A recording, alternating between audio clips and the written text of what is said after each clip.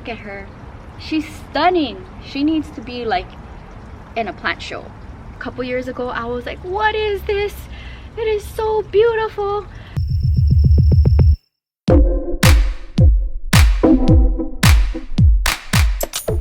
Hey everyone, this is Jewelyn and Hoku. Welcome back to the channel and welcome to part 2 of 3 of my top 10 series, wrapping up my 2022 plant year. And I took a moment today to look around the collection because I wanted to give a variety, which is something that I strive for when I do the top 10, but also to kind of figure out what's living in this collection that I'm really proud about their performance with my crazy schedule of traveling this year. And like I said in previous videos, a chunk of my collection is now in Las Vegas, which includes cactus, succulent, and houseplants. So because I can't include them, I'm trying to focus on what I have here and give you guys a variety from the types of plants and the size of the plant in today's video. So give this video a big thumbs up, and I thought it'd be perfect to wear my Stapelia earrings. I'm pretty sure I have a Stapelia that I want to share in today's video. First one, I want to give a little shout out to my silver dollar vine. I am a huge fan of these guys, and I remember when I was doing my Arizona content a couple of years ago, I was really shocked to see so many of them for sale because at the time it wasn't a very popular plant that I was coming across in Southern California. And I've had this plant now for several of years, and like all of the plants that I'm sharing in today's video, very easy, low maintenance.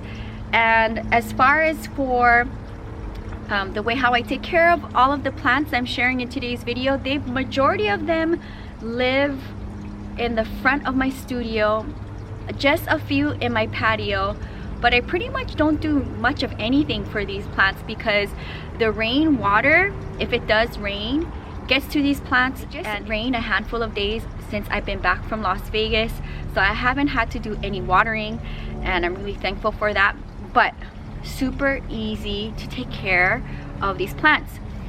The silver dollar vine, never had any issues with this plant. This plant is probably 5-6 years old, I'm guessing, and I think I got this somewhere here in Southern California. I did propagate from it, and I just took it by sections and never had any issues with it.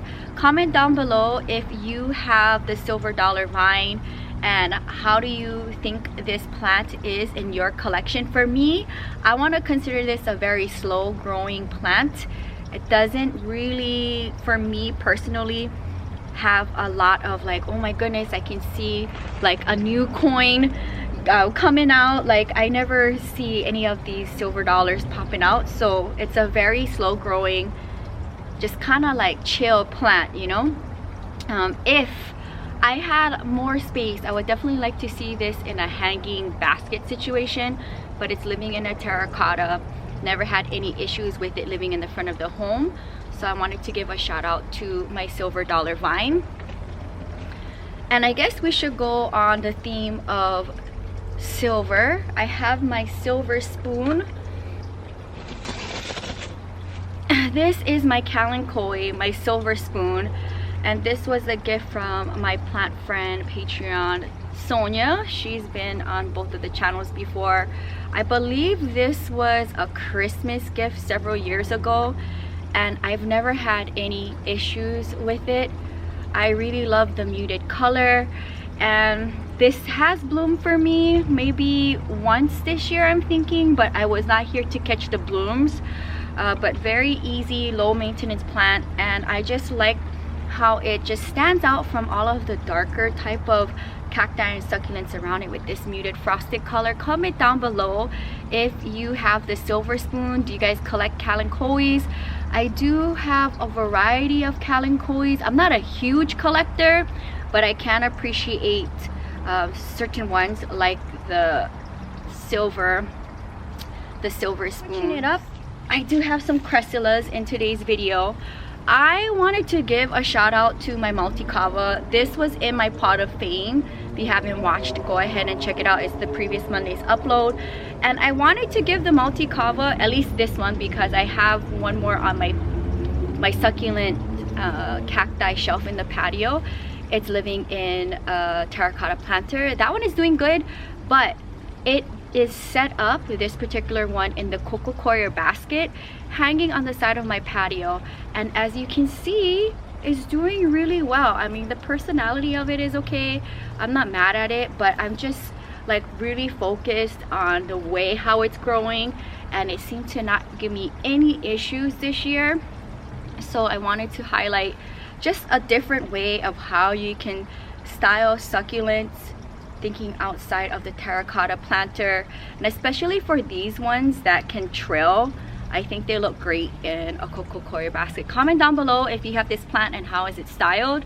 I can really appreciate this one. I just don't like that my tree just kind of like trashes this and it just collects in the basket, so it's something I do have to like look after. But tons of new growth and super easy plant. In the top 10 series, because I just highlighted the Cressula multicava and this one in my recent pot of fame, but I could not help myself. I really love these plants. Not like I don't love the other plants that I'm not featuring in today's video, but I've just had them for so many years, and I love just the way how it's growing. I mean, tons of new babies. I already said a lot in my previous pot of fame on this plant, so I don't want to spend too much time on it, but I definitely wanted to highlight it in today's video. And it's one of my smaller plants in today's video. As far as for this one, I've never seen anything like this before, so it's definitely one of my rare babies, and I just love having it in the collection. That one lives on my shelf in the patio. Beautiful. Oh my goodness, she's stunning. One of my crested aeoniums. This is my beautiful crested aeonium, Sunburst variegata. Oh, look at her. She's stunning. She needs to be like in a plant show. I mean, just the characteristic of the plant. Oh my goodness. I have a bunch in the front of the studio. I love them all. I have one as well on my Tiffany blue table in the patio, and I'm just a huge collector of these crested aeoniums. I also have one right here in front of my wooden gate. I could literally just, we'll do a separate crested aeonium video when I'm back from Las Vegas next month and kind of give you guys just a little overview of how they're looking. And this is aeonium season. Oh my goodness, yeah, definitely one of my favorite plants in my collection. I do have one in Las Vegas as well, doing really good. Comment down below if you have aeoniums, and do you collect the crested ones? Are they considered rare in your part of the world? Like, look at this from the size of me. I think this should be my thumbnail for today's video. It's such a stunning plant, and I love them a lot. So definitely one I am not going to give up when I thin out the collection. I think the Cressula multicava I can say bye to. Aeonium and my silver dollar vine, definitely something that will continue to stay in the collection. This is my rubbish collector. Anything that falls from the tree gets like trashed right on my chunky watch chain. Another Cressula. As you can see, I like collecting them. But this particular one, I do have, I think, one more back here. It's just like the regular watch chain. This one to me is on the chunky side. Take a look. I mean, the characteristic of this plant, I love it. I love this thing so much. And I got this one from Santa Barbara, I believe, a couple of years ago. At one point, I was trying to go out there with Ebby like once or twice a year for day trips to go plant shopping and to take her to the dog beach. Maybe I should do that with Hoku when Grandma's back in the spring, and we can see what plants are looking like out there this time of the year, because I haven't been. But this is one of my prized plants from my Santa Barbara day trips, and this has been in my collection for a couple of years. I am in love with this plant. I will not give up this plant. I can get rid of a few Cressulas, but not this one. What do you guys think about the watch chains? Do you guys collect them a lot? And the only thing I don't like is like the top part gets a little bit like brown. It's always been like that for me, but as you can see, this thing is growing like crazy, so I don't think it's affecting the plant from producing growth. It's just, for me, a characteristic that I noticed in the plant. But other than that, very healthy and happy. And this lives in the front of my home, right here on my shelf. Sticking with the Cressula theme, this is my Cressula Galoom, and it's those ogre ears. I do have one more on my patio shelf, smaller, and I also have one in Las Vegas. So apparently I love these plants. I really wanted to highlight this one because of just the way how it's growing, the personality of the plant. This would also make a great gift to somebody who is not into plants, because it's a very easy, low maintenance kind of plant, and there's so much characteristic to it where you could just have this on like a corner shelf, like so simple, and it would do like so much to the space with just this one plant. It kind of gives me like if a bonsai had a baby with a succulent, it would look like the Galoom. Comment down below if you have the Galoom and how big is yours, because they do get really big. I'll show you another Cressula next, and you can see they do get really large. And if you haven't watched my channel before, I do have a big Cressula ovata in my yard that is like a tree, so these do get really large. I'm sure if I put this in the ground, it probably do the same thing and grow larger than me. Never had any issues, super easy to propagate. I would just take like a section from here, let it callus over, stick it into soil, and it'll root up. So very easy propagator. And that's one thing that I can say about Cressulas, is that they're really easy to propagate and very easy to share with plant friends, right? But this one, if anything, out of the three that I have, the one in Las Vegas, this one, and the other one on my shelf, I would probably either, my plant plans for this plant would be to either house them all in one planter and have them live in the Las Vegas collection, or I would just keep the largest one and then gift the other two. That is my plans for the Galoom. But this one is absolutely stunning. Had this one for several years in the collection, never had any with issues. The theme of Cressulas, my largest Cressula ovata variegata. Huge fan of Cressulas, as you can see in today's video. I do have a smaller one living in my patio, but I wanted to share this one because of the size and just the characteristic of it. There's also a lot of new growth here on the bottom. Take a look at that. And I remember when I first seen the variegated Cressula ovata a couple years ago, I was like, what is this? It is so beautiful. And then now, like fast forward several years, I feel like it's kind of common in my part of the world, although I haven't been to any of my plant nurseries in my neighborhood recently since I've been traveling. I should go when grandma's back. So maybe in about a month and a half to 2 months, I should see what's going on in one of my favorite plant nurseries in Santa Monica. It's like 2-3 miles from me, and I've gotten some really fun plants from that nursery, so maybe I should stop by there and see what they have. You never know. But these are definitely easy, and I just, wow, I'm highlighting a lot of Cressulas in today's video. I was actually nervous that I was going to be highlighting too much aeoniums, but no, we're highlighting Cressulas. But you can't go wrong with the Cressulas. They're very easy to propagate and take care of. But this one is so large. Take a look at this. I love it. The star of the show, well, at least one of them. I say my Crested Aeonium Variegata, this sunburst is beautiful. Definitely probably my favorite plant in today's video. But shout out to my Stapelia, which I think I highlighted on Pot of Fame. I'm guilty for that, but I can't help it. This plant is so cool, and it gave me a really beautiful bloom this year, which I still have to create an art piece with, and when I do, I'll share it on Thursday check-in. I'm a huge fan of Stapelias in general.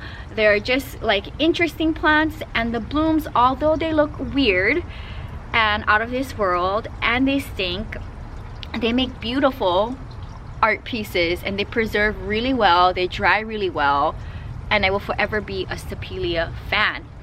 So I could not end 2022 plant year without including one of my Stapelias. I do have maybe 1 or 2 more in this collection here, maybe 1 in the Las Vegas collection, but this one is my favorite one. It's going to continue living in this terracotta planter, but I don't want to spend too much time on it because we already highlighted it in Pot of Fame, but I definitely wanted to include it in today's video. I couldn't help myself. I had to highlight this aeonium. It is not crested, but take a look at the personality. It is so stunning, and like compared to me, let's bring it this side. Like, it's a good size. It doesn't matter, like if you have many aeoniums, they will always grow differently. And I think out of all of the plants in today's video, the aeoniums hands down are like living art pieces. You just never know what you're gonna get when it comes to growth. And honestly, like, you could just have one of these in a corner, you know, and it'll just be like enough. If you are not into like crazy amount of plants and want a huge collection, I recommend aeoniums. It is aeonium season, as you can see. Super happy. Look at the growth. And I am never going to give up on my aeoniums, I don't think. I think I will keep what I have. And if anything, I can... no. I like the way how it's growing in individual planters. I do have so many up here in the front, like I said, in Pot of Fame, that I would love to highlight, but I'm trying to give you guys a variety of plants in the video so they all have its time to shine. But comment down below if you guys are huge aeonium fans, and do you collect them? Are they considered rare or common in your part of the world? And what do you think about the top 10 plants that I shared in today's video? I think I did good, considering that I wanted to give a mixture and also a chunk of the collection is in Las Vegas. I feel like I should do like a top 5 plants in the Las Vegas collection. Maybe I'll do that so you guys can also see what's going on in the Las Vegas collection. But I hope you guys enjoyed hanging out with me on the main channel, sharing 10 plants that I wanted to highlight for the succulents. And stick around because we are going to wrap up the top 10 series with houseplants. And that is going to be hard for me because I'm not going to try to gravitate towards the rare plants because I want to have an even amount of common and rare. And I think that's also like with the cactus and the succulents, I want to do the same thing too. So stick around for that. I'm going to film that now and it'll be up on next week, Monday's Planting with Jewelyn. And thank you guys so much for supporting me on another plant year here on the main channel. And if you're new, welcome to the channel. Subscribe for daily uploads between the main channel and the vlog channel. You get a video each and every day, at least for now. I will see when the new year comes if I want to continue with my uploading schedule, but if I do decide to change anything, I will announce it on Thursday's check-in. I will see you very soon. Until next time, aloha and happy planting, happy new year from Santa Monica, California. Bye.